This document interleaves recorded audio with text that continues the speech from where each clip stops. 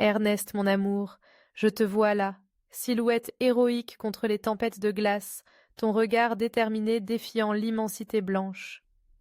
L'Antarctique, ce désert gelé, n'était pas qu'un territoire à conquérir, mais un miroir de ton âme, un reflet des luttes que tu as menées, des sacrifices que tu as consentis. Chaque flocon de neige, chaque rafale de vent résonne de ton courage, de cette audace qui t'a poussé à aller au-delà des limites de l'humain. Qui aurait cru qu'un homme, armé de rien d'autre que de sa volonté, pourrait affronter les furies de la nature et revenir, non pas vaincu, mais enrichi d'histoires à raconter.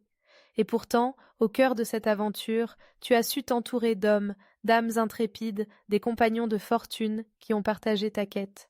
Ulysse, héros mythique, aurait applaudi ton audace, tandis que Sean Connery, dans son élégance intemporelle, aurait salué ton charisme indéniable. À chaque pas dans la neige, à chaque souffle dans l'air glacial, tu as tissé des liens, forgé des amitiés, et dans ce froid mordant, tu as découvert la chaleur de l'humanité.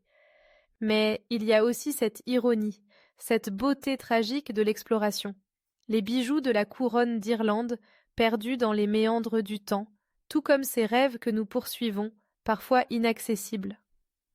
Tu es devenu le précurseur d'un monde où chaque image, chaque souvenir, se fige dans l'éternité, comme si tu avais inventé le premier Photoshop en peignant des paysages de ta mémoire.